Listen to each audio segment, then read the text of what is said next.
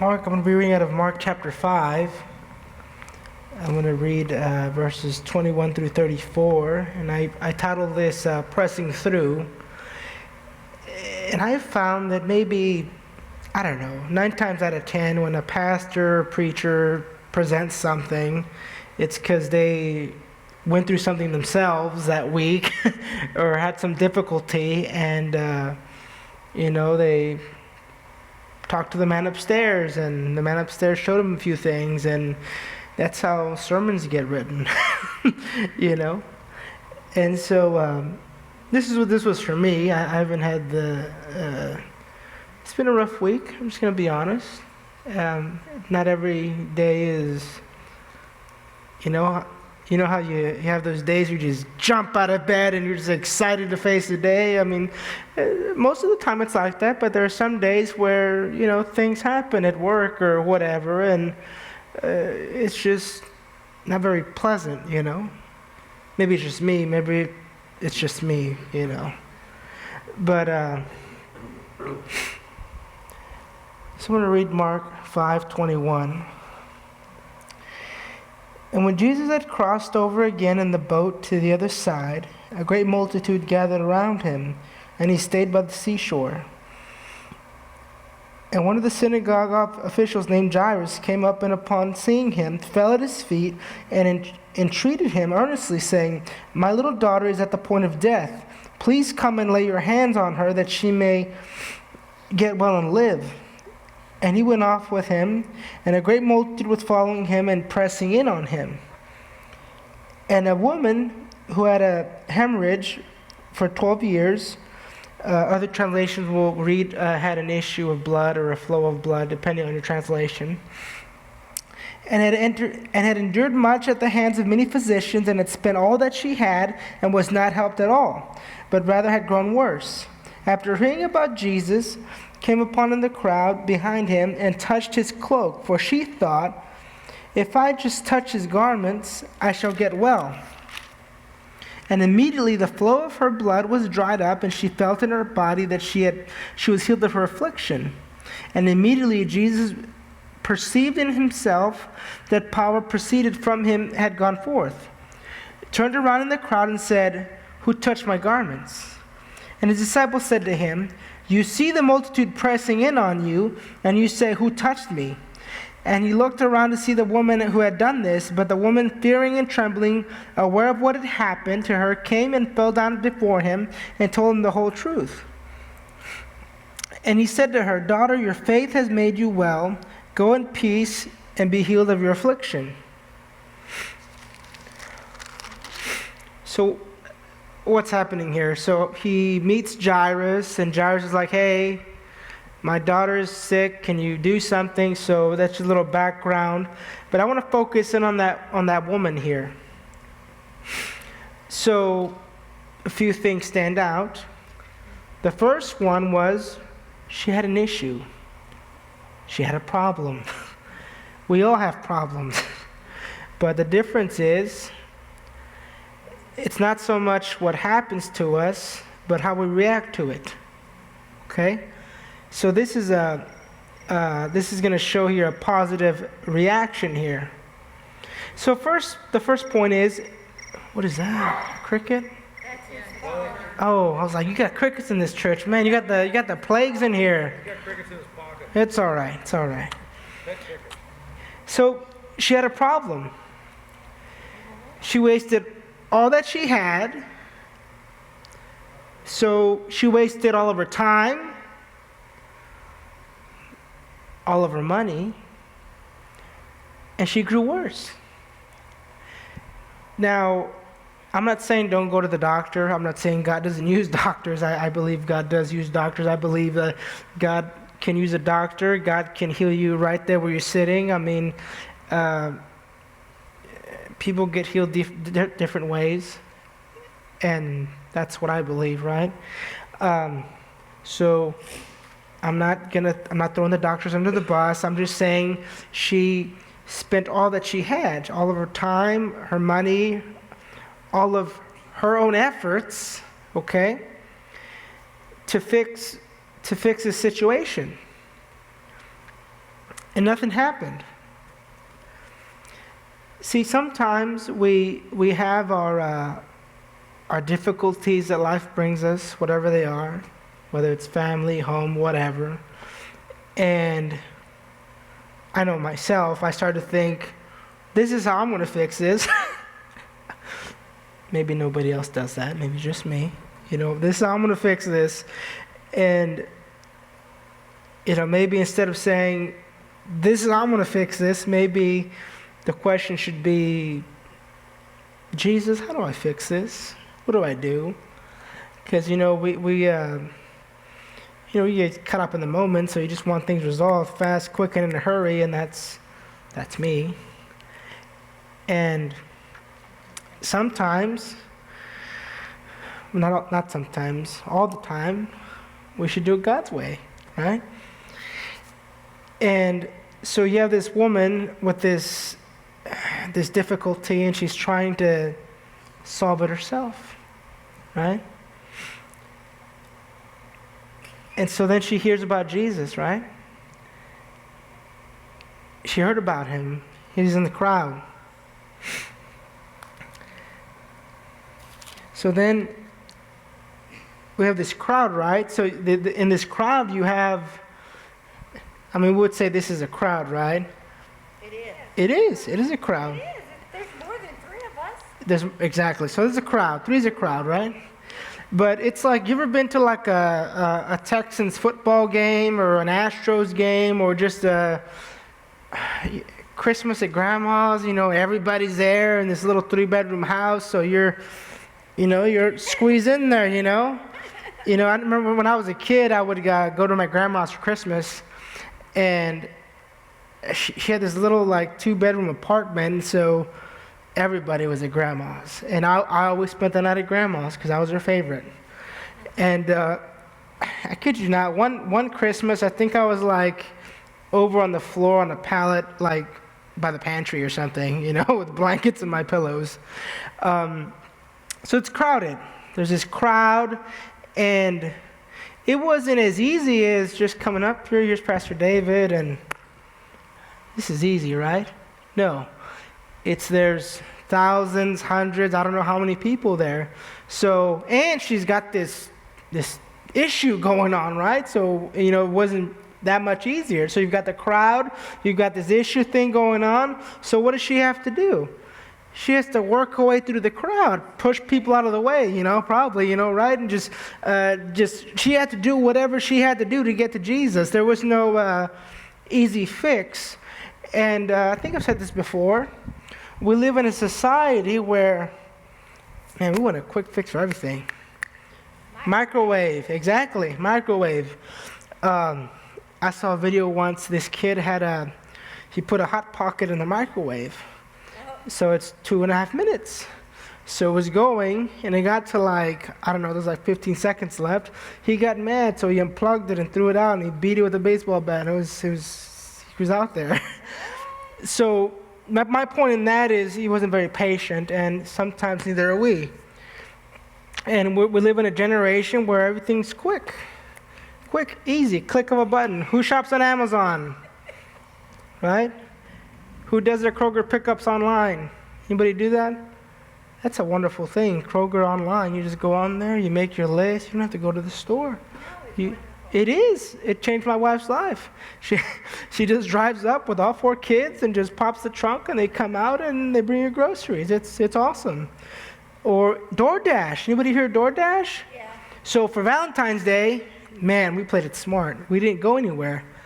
So I asked my wife, I said, what would you like for dinner? We'll get whatever you want. And when I said whatever, I meant whatever. And she goes, I think we'll want Red Lobster.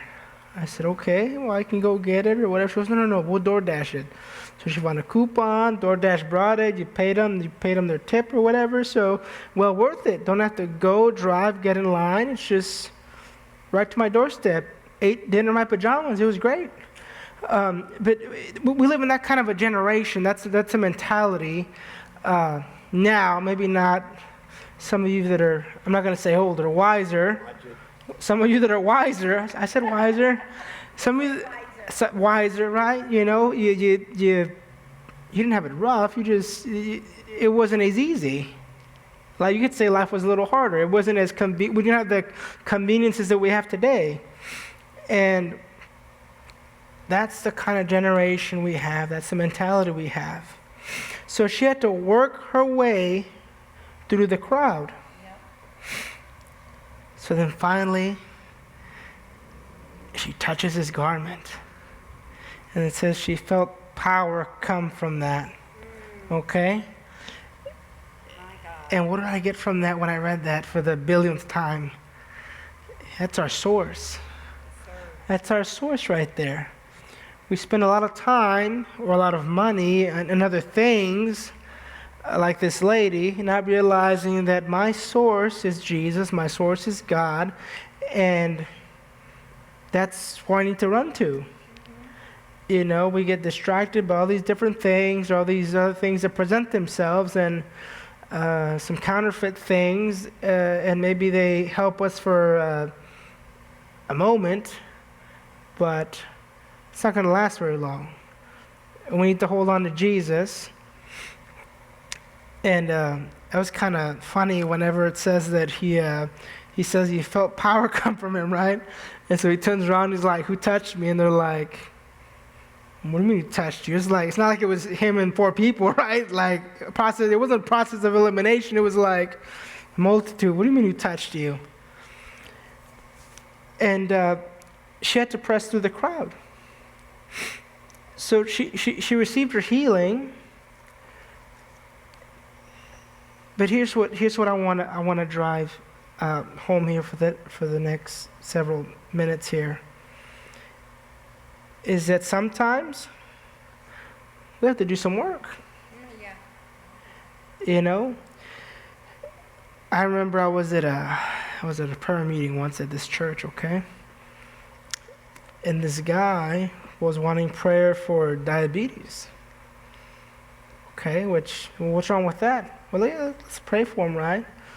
But if you were to go to this man's house, go through his kitchen, look at his cabinets, little Debbie lives there.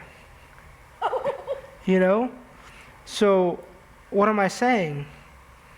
It's what we eat. Yeah, what I'm saying is you're going to have to do a little bit of work on your own there. I'm not saying, work your way to heaven or you're going to do work to get saved. That's not what I'm saying. What I'm saying is this here is conditional, right? So you can see over and over again where it's conditional, where God says, if you'll do this, I'll do this. If you do this, I'll do this, right? So sometimes with our healing, it's instantaneous. Boom, you get prayed for and you're healed. And sometimes, okay, you got diabetes, so what do? Well, maybe you should leave little Debbie alone. Maybe you and little Debbie should get a divorce and just, part ways, because little Debbie's not good for us, is she? It looks good, tastes good, feels good, but it's not good. It's going to kill you if you really think about it, right?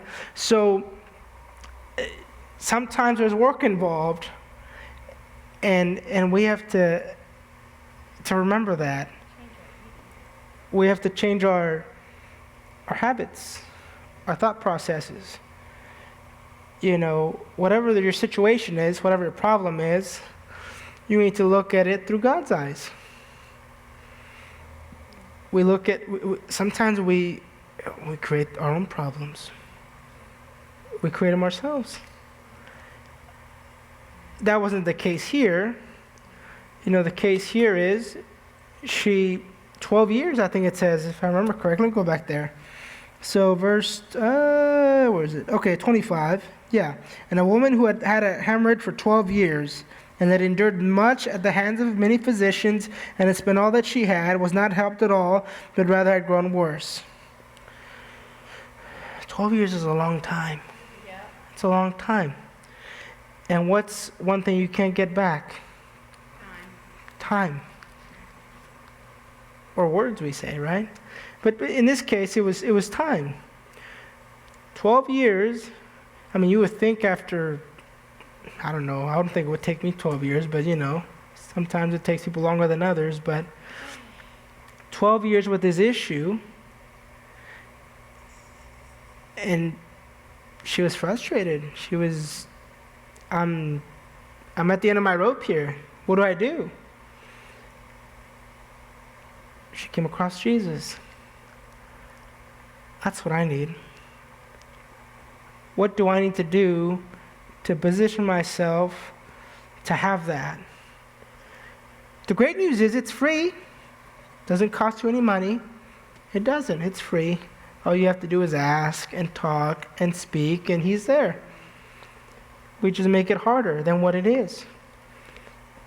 Now, is life going to be, cupcakes and, I don't know, make whatever it is you like? Is it going to be like that all the time? No, it's not. But I'd rather have Jesus in my boat, go through the storms of life, and know that he's with me, and know that I know how all this ends. It doesn't matter what coronavirus or if Bernie's president or whoever's president. I know that God's with me, and whatever I'm facing, whatever you're facing, he's going to carry you through it.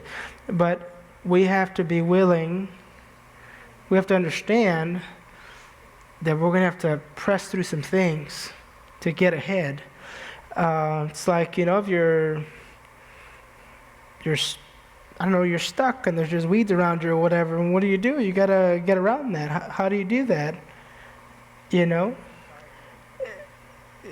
Help me, God, to figure out how to navigate through this. You don't want to waste 12 years. I don't want to waste 12 years. I don't want to waste time. I want my time to be meaningful, to be well spent in doing the things that God wants me to do. So, as I read this today, I was just thinking about, my week, and just God reminding me of looking at things from his eyes, from his perspective. Sometimes you have to, you work with all kinds of different people, right? Or you come across all kinds of different people, but you still have to love them, and sometimes that's hard. It is hard. But I'm reminded today that, I may be sitting in an office with people that rub me the wrong way, right? Or whatever, but I'm not going to look into the eyes of somebody that Jesus did not die for. Right. And I don't know what you're facing this week. I don't know what problems you're having. Maybe you don't have any problems, and that's great. Or maybe you are. I just want to remind you that don't waste your time, don't waste your money. Go to Jesus, and he'll help you through that. He'll help you navigate through that. And obviously, Jesus is our source. And you're going to have to press through some things. Sometimes when things get handed to us, and it's great. But sometimes it's not. Sometimes you have to do some things. When my kids want money, we don't just give it to them. Go clean the yard, do something. We're showing them work ethic, right? And this just reminds me of just life in general, how we face things, and sometimes we're going to have to take some steps. Can't just stand there and wait for a result. You have to have a forward motion, okay? Because otherwise you're stagnant. You're not going anywhere. You're not doing anything. And we can't let our problems dictate if we have forward motion or not. We have to always have forward motion. And sometimes we move faster than other times, but we still have to be taking those steps, whether it's like this or like this, moving towards God, towards Jesus, towards what he wants me to do, where he wants me to go.